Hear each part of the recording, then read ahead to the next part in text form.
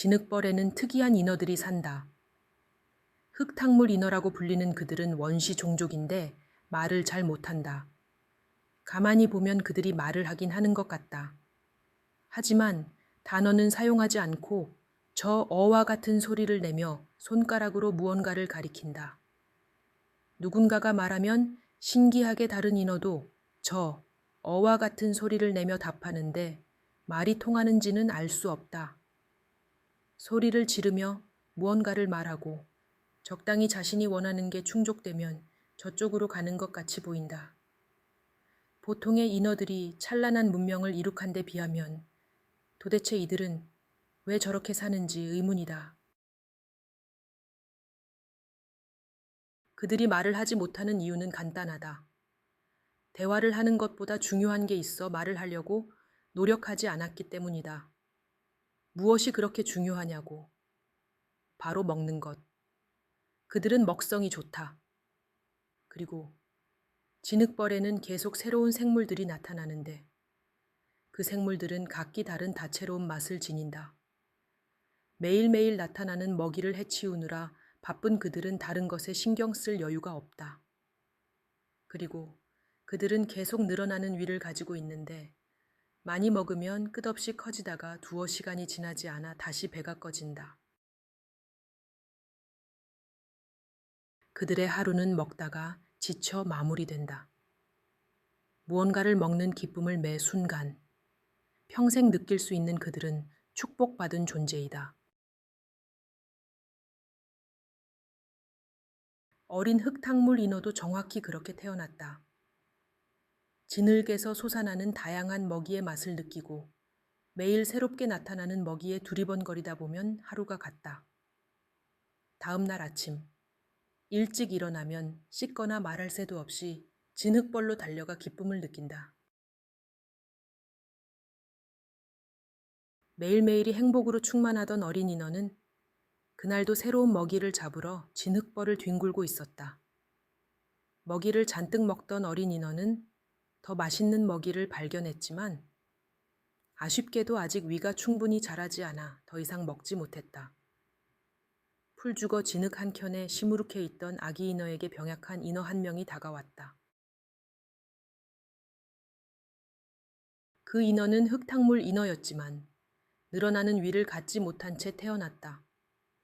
많이 먹으면 탈이 나는 인어였지만 어릴 때에는 흥분을 주체하지 못해 다른 흙탕물 인어들과 똑같이 먹다가 매번 토했고 그럴 때마다 옆에 있던 인어들이 도망갔다. 결국 그녀는 진흙벌 한 켠의 외진 곳에서 혼자 소소히 살아가게 되었다. 먹이의 천국인 그곳에서 즐기지 못하는 유일한 존재. 인어는 어린 인어를 사랑스럽게 바라보다가 흙으로 된 장난감들을 건넸다.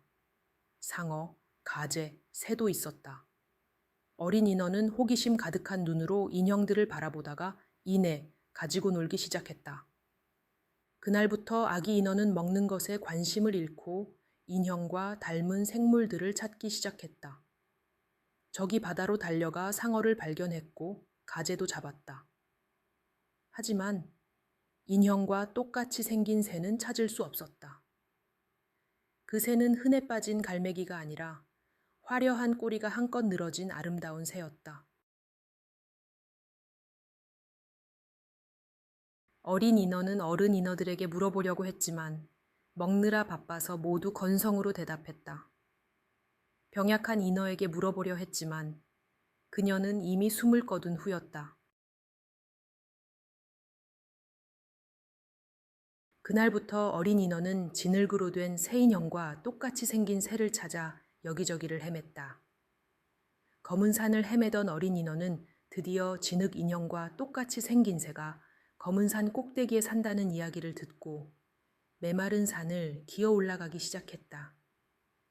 물속에서 살던 인어라 산을 올라가며 목이 마르고 숨이 가빠왔지만 마침내 산 꼭대기에 도착했다.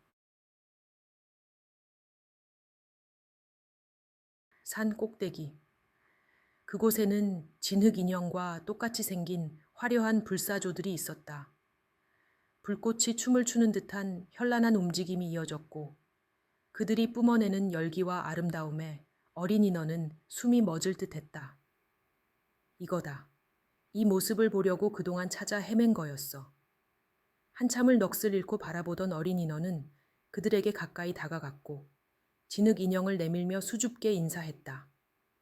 하지만 불사조들은 산을 오르느라 추레해진 어린 인어를 보고 고개를 돌려 다른 곳으로 가버렸다. 어린 인어는 검은 산 꼭대기에 혼자 남겨졌다. 잠시 후 적막하고 어두운 그곳에서 넋을 잃은 채 허공을 바라보던 어린 인어는 흐느껴 울기 시작했다. 본능대로 살던 어린 인어가 처음 발견한 꿈 불사조들. 하지만 어린 인어는 그들의 눈빛에 상처받았고 스스로의 비루함을 느꼈다. 한참이 지나 비장한 표정으로 일어난 어린 인어는 그들처럼 불사조가 되기로 결심한다.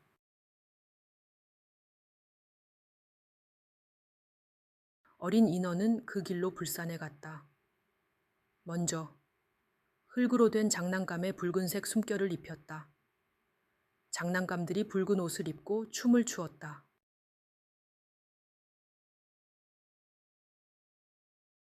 그리고 아기 인어도 붉은 옷을 입었다. 비늘이 타고 연기가 났지만 견디고 또 견뎠다.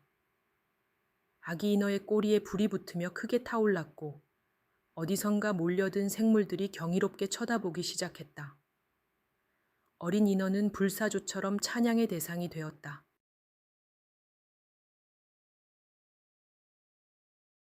하지만 잠시 후 어린 인어의 비늘 절반이 타버렸다. 불이 꺼진 후 잿더미 속에 남겨진 어린 인어는 화상을 입었고 피부가 아려왔다. 다시 초라해진 어린 인어를 보고 주위에서 몰려들었던 수많은 생물들은 언제 그랬냐는 듯 금세 사라졌다.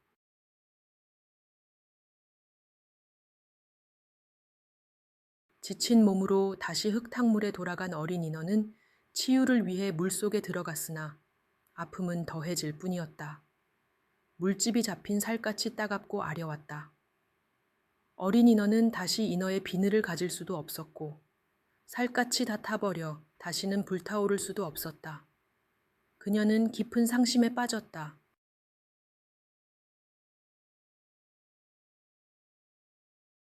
그러던 어느 날 불사조들이 흙탕물 인어들의 진흙벌을 방문한다.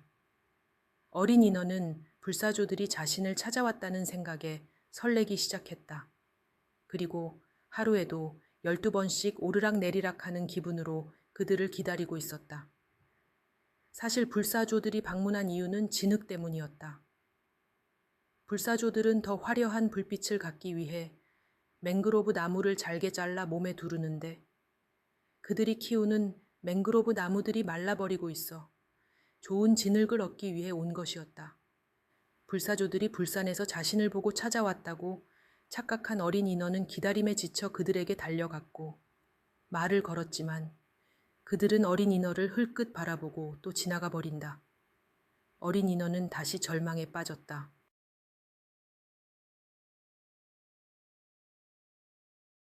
그리고 불사조들에게 주려고 진흙을 잔뜩 들고 온 흙탕물 인어들은 아기 인어의 비참한 몰골을 보게 되었다. 그들은 진흙을 손에 든 채 불사조들을 잠시 응시하다가 그들에게 진흙을 퍼붓기 시작했다. 진흙이 붙은 불사조들의 날개에서 불이 꺼지기 시작했고 진흙으로 몸이 무거워진 불사조들은 날아오를 수 없어 뒤뚱거리며 도망가기 시작했다. 불사조들의 허둥대는 모습을 보고 어린 인어의 마음속에 동요가 일었다. 불사조. 바보 같네. 그런데 왜 그렇게 끌렸었지? 그건 설렘이었다. 아름다움이었다.